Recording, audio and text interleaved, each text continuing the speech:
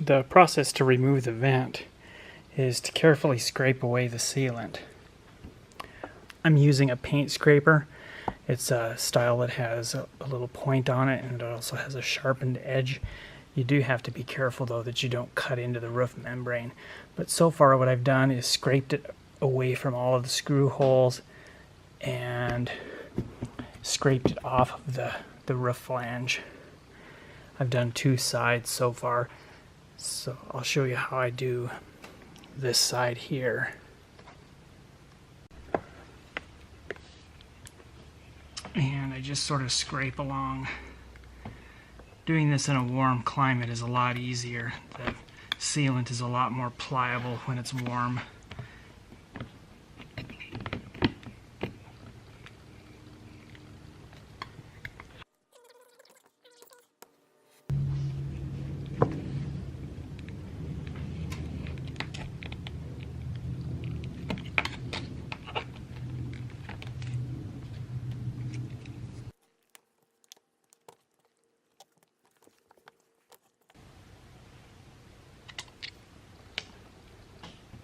And that's a 1/4 inch.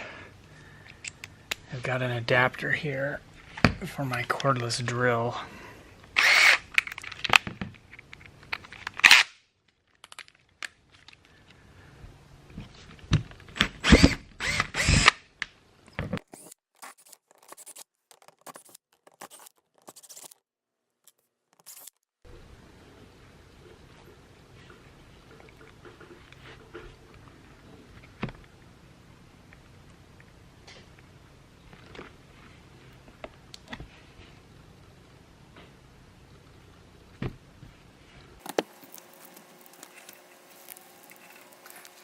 I don't know if you noticed, but I flipped this blade over. This is the sloped edge. I flipped it over and got this pointy end facing in, thinking that it's going to be less likely to dig into the roof membrane, because this sloped edge is going to have a tendency to want to ride up over the sealant.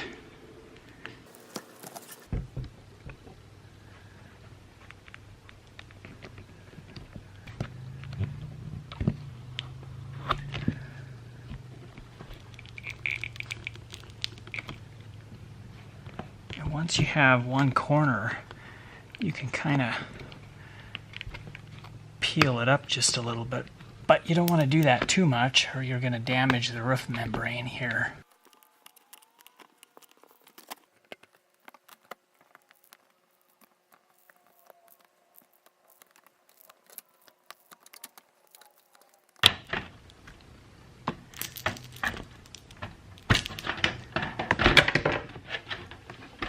Alrighty, we have release. The replacement vent fan that I bought was the Maxxfan Deluxe, and the Deluxe model is the style that has a built-in rain hood, and the one that I purchased is the 6200K Smoke, which is a 10-speed fan, manual lid opening, ceiling controls, meaning it has no remote. It does have a thermostat. Of course, it's got the built-in rain hood or the lid, and it'll do intake and exhaust.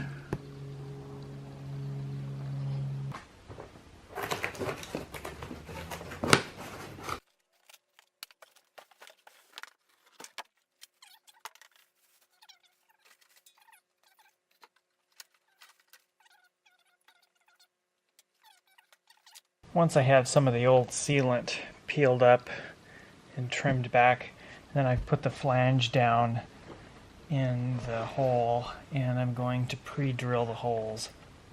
The new vent uses less screws, so they're spaced a little bit further apart. Therefore, none of them line up with the original screw holes.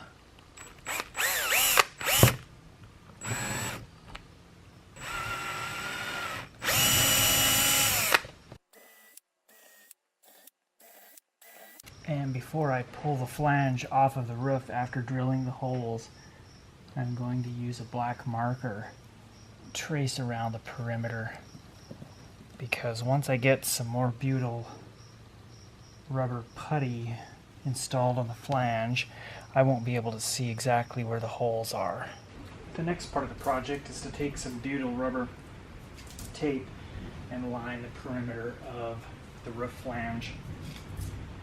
The best way to work with this stuff is to leave the paper backing attached.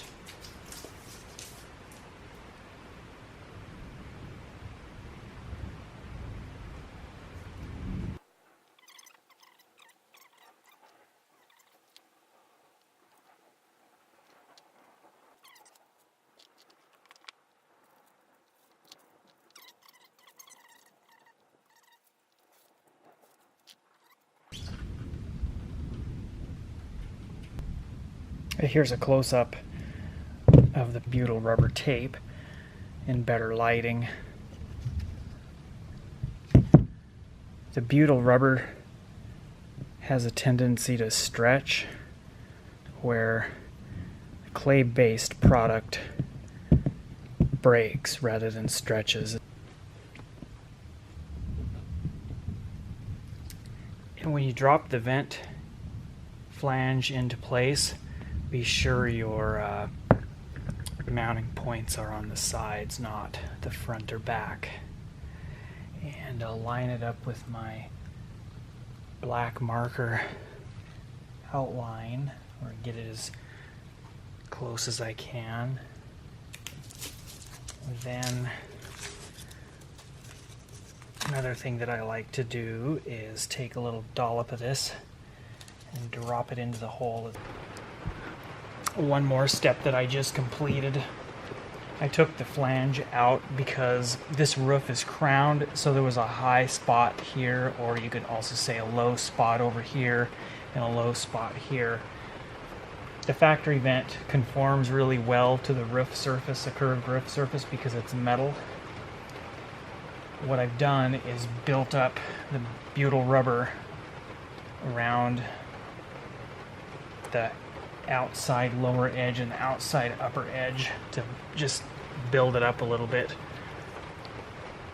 If we don't do that, my fear is that the roof flange would not conform very well and it might crack over time.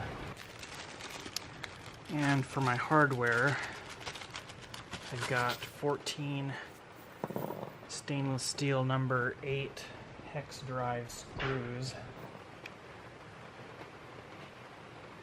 and I've pretty much got the flange lined up with my outline. Let's just run these screws in.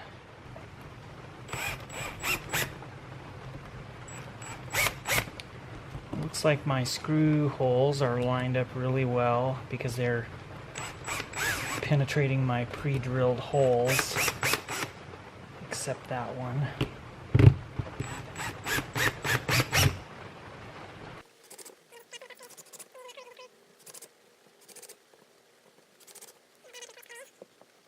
I've let this flange sit for a day, and then I've come back through and tightened up the screws a little bit, and then I trimmed off all of the excess butyl rubber putty around the edge. I've got 2 tubes. One of these tubes, I need to cut it and then pierce the top. There's a foil seal in there. I think this is the tube that I've had for a while. It looks like now they are not capping that off with a foil seal. And for doing flat surfaces on the roof, you want to use the self-leveling variety.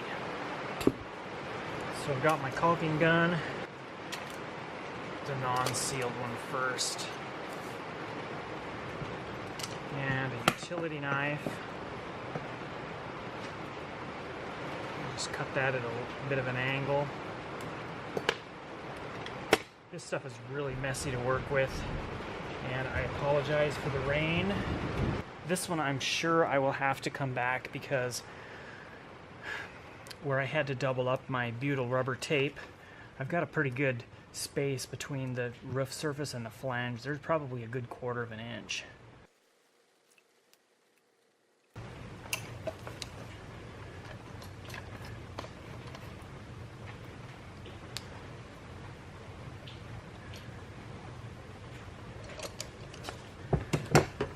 And this stuff does tend to keep oozing out even after you release the trigger tension on the gun.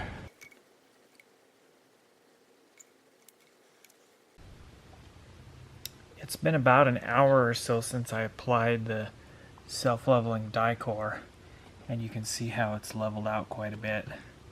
And you can also see areas where I need to come back and add some more. I need to come back and fill in right at the edge of the flange too.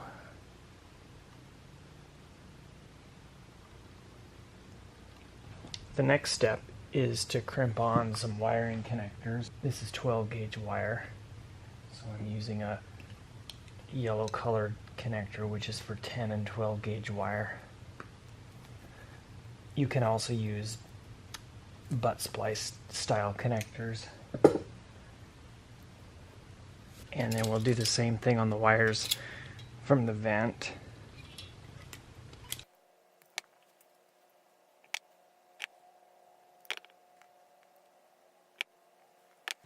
And tucked right inside here, you can see there's a hole there and a hole there.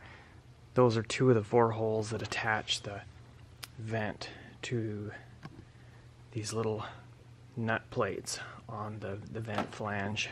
So to get easier access to those, because they're tucked in below the perimeter of the actual vent hood, we'll have to manually open the vent a little bit, and to twist this knob, pull out.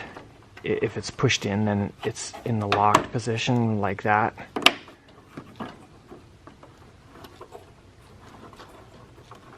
And there we have good access to it. White wire on our vent is ground or negative, and then the black wire is positive. And we'll flip the vent over and drop it into the flange. No real need to worry about the wires right now, because once you get down inside the RV, you can arrange those as necessary to keep them up out of the way from your trim piece. Once you have the vent down into the flange, then you could go ahead and install the 4 screws.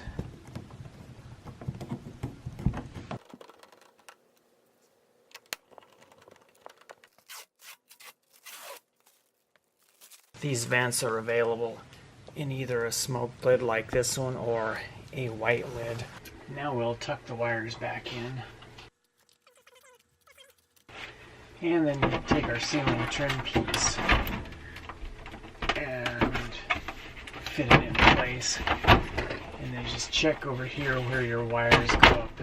Make sure the wires are not hitting the trim piece.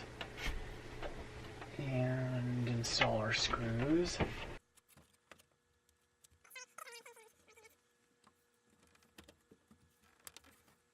And then we can do an operational check.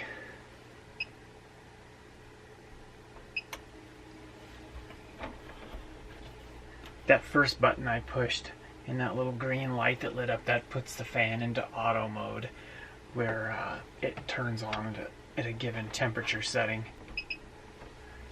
When the fan is either at its lowest setting or its highest setting, it beeps twice when you press the up or down button. So it's on its slow setting, so I go up 1, 2, 3, 4, 5, 6, 7, 8, 9. So that's actually speed 10, so then it beeps twice. So I'm on speed 10, 9, 8, 7, 6, 5, 4, 3, 2, 1. We should get a double beep. Other button up there is the reverse. And one of the things I really like about the 10-speed model is on several of the really slow speeds, you can barely hear the fan operate. So that's on speed 3. And then we'll turn it off. Close the vent. And if you want to lock the vent down or up, just push the button up.